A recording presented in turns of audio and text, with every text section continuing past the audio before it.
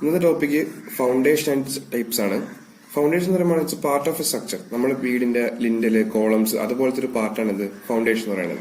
ഫൗണ്ടേഷന്റെ main use transmit the load of structure to the ground. നമ്മുടെ ബിൽഡിംഗ്സിന്റെ ഒക്കെ ലോഡ് ഈവൻ ആയിട്ട് ഗ്രൗണ്ടിലേക്ക് ട്രാൻസ്ഫർ ചെയ്യാനാണ് ഈ പാർട്ട് ഉപയോഗിക്കുക, അല്ലെങ്കിൽ ഫൗണ്ടേഷൻ ഉപയോഗിക്കുക.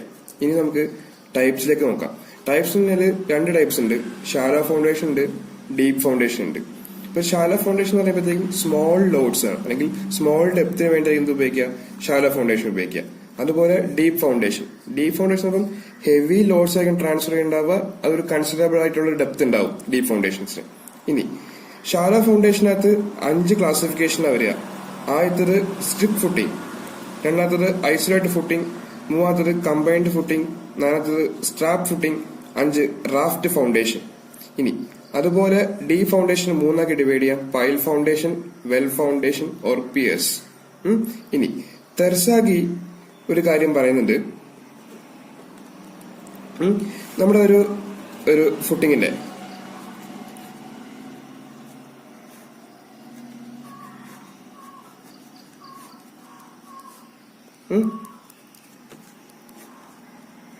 ഗ്രൗണ്ട് ലെവലിൽ നിന്ന് നമ്മുടെ ബോട്ടം ഓഫ് ദ ഫുട്ടിംഗ് വരെ ഉള്ളതിനെ ഡെപ്ത് ഓഫ് ഫുട്ടിങ്ങിനെ DF ആക്കി റെപ്രസെന്റ് ചെയ്തു.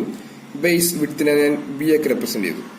Depth to breadth ratio less than 1 ആണെന്നുണ്ടെങ്കിൽ അതിനെ ഷാലോ ഫൗണ്ടേഷൻ എന്നും, ഗ്രേറ്റർ ദാൻ 1 ആണെങ്കിൽ അതിനെ ഡി ഫൗണ്ടേഷൻ ആക്കി തെർസാക്കി പറഞ്ഞിട്ടുണ്ട്. ഓക്കെ, ഷാലോ ഫൗണ്ടേഷന്റെ ഫസ്റ്റ് ടൈപ്പായ സ്ട്രിപ്പ് ഫുട്ടിംഗ് നോക്കാം.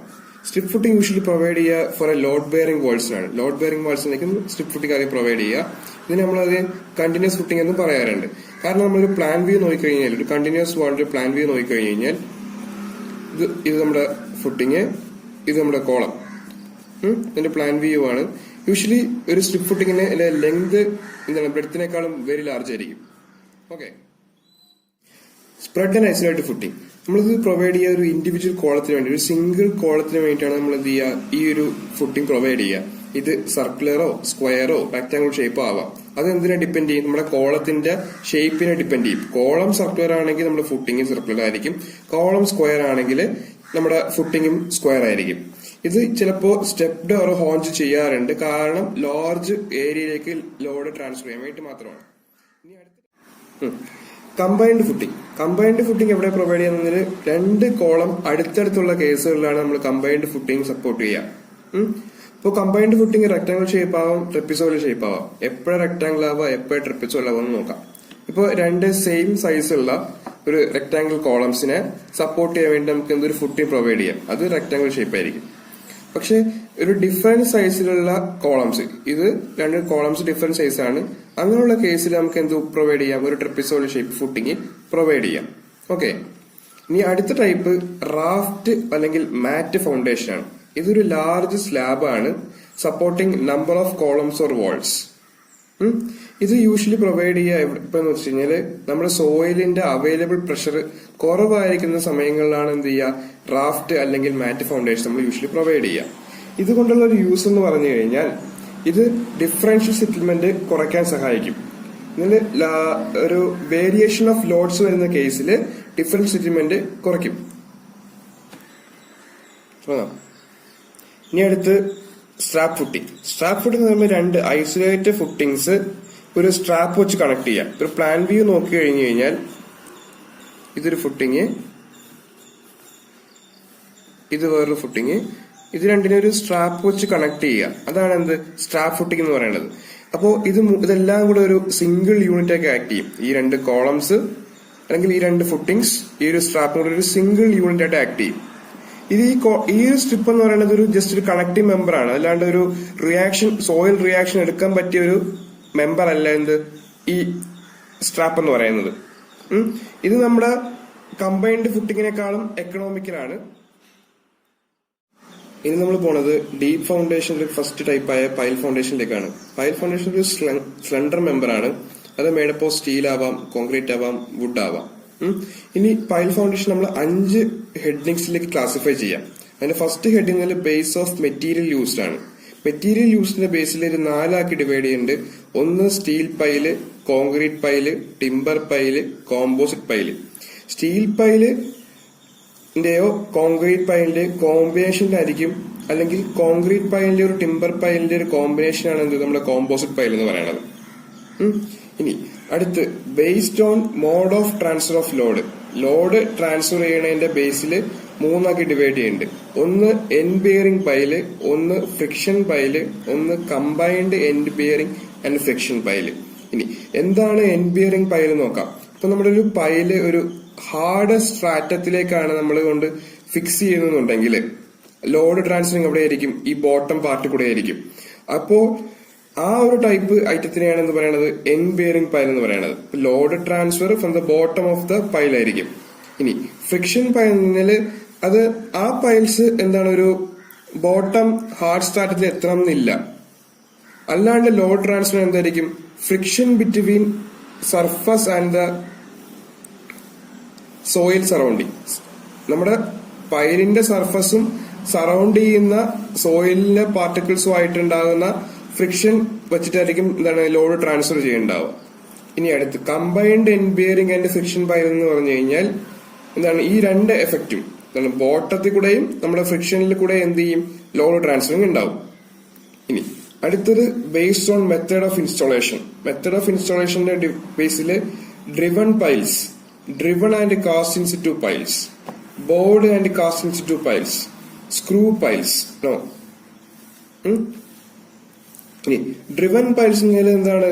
അത് നമ്മുടെ ടിമ്പർ പൈലിനെയോ അല്ലെങ്കിൽ പ്രീകാസ്റ്റ് പൈൽസിനൊക്കെ എന്ത് ചെയ്യുക? ചുമ്മാ നമ്മൾ ഹാമർ ചെയ്ത് ഗ്രൗണ്ടിലേക്ക് ഇറക്കുന്നതിനാണ് ഡ്രിവൺ പൈൽസ് എന്ന് പറയുന്നത്. ഇനി driven and cast in situ piles എന്ന് പറഞ്ഞു കഴിഞ്ഞാൽ നമ്മൾ എന്ത് ചെയ്യും? കേസിങ്സ് ഗ്രൗണ്ടിലേക്ക് ആദ്യം ഹാമർ ചെയ്യും, എന്നിട്ട് അതിലേക്ക് എന്ത് ചെയ്യും? കോൺക്രീറ്റ് ഒഴിച്ചു കൊടുക്കുക ചെയ്യുക, കോൺക്രീറ്റ് ചെയ്യുക. എന്നിട്ട് കേസിങ്സ് റിമൂവ് ചെയ്യാം അല്ലെങ്കിൽ റിമൂവ് ചെയ്യാണ്ടിരിക്കാം, ഇറ്റ് ഡിപ്പെൻഡ്സ്.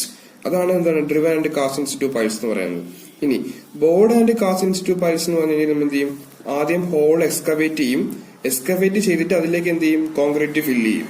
അതാണ് bored and cast in situ piles എന്ന് പറയുന്നത്. ഇനി സ്ക്രൂഡ് പൈൽസ് എന്ന് പറഞ്ഞാൽ എന്ത് ചെയ്യുക? ജസ്റ്റ് പൈൽസ് സോയിലിലേക്ക് സ്ക്രൂ ചെയ്തിറക്കുക, അത്രേ ഉള്ളൂ. ഇനി അടുത്ത് based on displacement of soil, അങ്ങനെ രണ്ടാക്കി ഡിവൈഡ് ചെയ്യാം. എന്ത്? ഡിസ്പ്ലേസ്മെന്റ് പൈൽസും നോൺ ഡിസ്പ്ലേസ്മെന്റ് പൈൽസും. ഡിസ്പ്ലേസ്മെന്റ് പൈൽസിന് എക്സാമ്പിൾ എല്ലാ ഡ്രിവൺ പൈൽസും ഡി ഡ്രിവൺ പൈൽസ് എന്താണ്? ഡിസ്പ്ലേസ്മെന്റ് പൈൽസ് ആണ്. നോൺ ഡിസ്പ്ലേസ്മെന്റ് പൈൽസ് എന്താണ്? ബോർഡ് പൈൽസ് ഇതിന് എക്സാമ്പിൾ ആണ്. ബോർഡ് പൈൽസ് ഇതിന് എക്സാമ്പിൾ ആണ്. ഡിസ്പ്ലേസ്മെന്റിന് ഡ്രിവൺ പൈൽസും എക്സാമ്പിൾ ആണ്. എന്തെന്ന് പറഞ്ഞു കഴിഞ്ഞാൽ നമ്മൾ ഡ്രിവൺ ചെയ്യുന്ന സമയത്ത് സോയിൽ എന്ത് ചെയ്യും? ലാറ്ററൽ ഡിസ്പ്ലേസ് ചെയ്യും, അങ്ങനെ സോയിൽ ഡെൻസിഫൈഡ് ആവും. നോൺ ഡിസ്പ്ലേസ്മെന്റ് പൈൽസിന്റെ കേസ് എന്താണ്? ബോർഡ് പൈൽസ് ആണ്. ബോർഡ് പൈൽസ് എന്താണ്? ഹോൾ ഉണ്ടാക്കി അതിലേക്ക് കോൺക്രീറ്റ് ഇറക്കുക ചെയ്യുക, ഫില്ല് ചെയ്യുക. ആ കേസുകളിൽ സോയില് ഡിസ്പ്ലേസ്മെന്റ് ഉണ്ടാവുന്നില്ല, അതിനെയാണ് നോൺ ഡിസ്പ്ലേസ്മെന്റ് പൈൽസ് എന്ന് പറയുന്നത്. ഇനി ബേസ്ഡ് ഓൺ യൂസിന്റെ ബേസിൽ നമ്മൾ അഞ്ചാക്കി ഡിവൈഡ് ചെയ്യുന്നുണ്ട്. ഒന്ന് load bearing pile, compaction piles, tension piles, sheet piles, anchor piles. Load bearing piles load bear ചെയ്യാൻ വേണ്ടി ഉപയോഗിക്കുന്ന പൈൽസ്.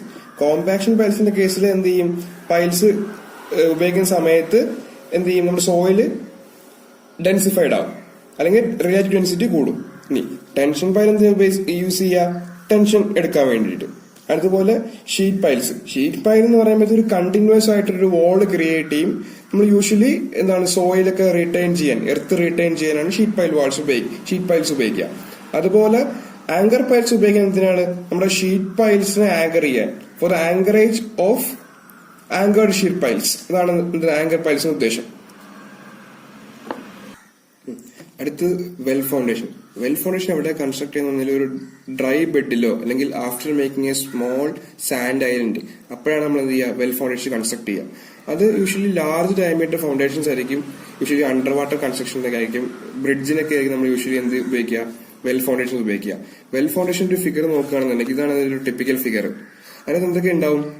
ഇത് നമ്മുടെ വാൾ സ്റ്റെയിനിങ് ആണ്, കട്ടിംഗ് എഡ്ജ് ഉണ്ടാവും, കർബ്സ് ഉണ്ടാവും, ബോട്ടം പ്ലഗ് ഉണ്ടാവും, ടോപ്പ് പ്ലഗ് ഉണ്ടാവും. ടോപ്പ് പ്ലഗ് യൂഷ്വലി PCC ആണ്. പിന്നെ ഉള്ള ഏറ്റവും മുകളിൽ എന്തുണ്ടാവും? വെൽ ക്യാപ്പ് ഉണ്ടാവും. വെൽ ക്യാപ്പ് RCC സ്ലാബ് ആയിരിക്കും ഉപയോഗിക്കുന്നുണ്ടാവുക. ഇനി ഇതിന്റെ ഇടയ്ക്കുള്ള ഈ ഗ്യാപ്പിന് യൂഷ്വലി സാൻഡ് ഫില്ലിങ്സ് കൊടുക്കാറുണ്ട്. ഇതാണ് നമ്മളൊരു ടിപ്പിക്കൽ വെൽ ഫൗണ്ടേഷന്റെ ഫിഗർ എന്ന് പറയുന്നത്. ഫസ്റ്റ് വീഡിയോ ആണ്. ഈ ടോപ്പിൽ നിന്ന് ക്ലിയർ ആയെന്ന് ഞാൻ വിശ്വസിക്കുന്നു. നിങ്ങളുടെ സംശയങ്ങളും നിങ്ങളുടെ അഭിപ്രായങ്ങളും ഇനി എന്തൊക്കെ ഇമ്പ്രൂവ്മെന്റ് വരുത്തുന്നുള്ളതൊക്കെ കമന്റ് ബോക്സിൽ കമന്റ് ചെയ്യുക. താങ്ക്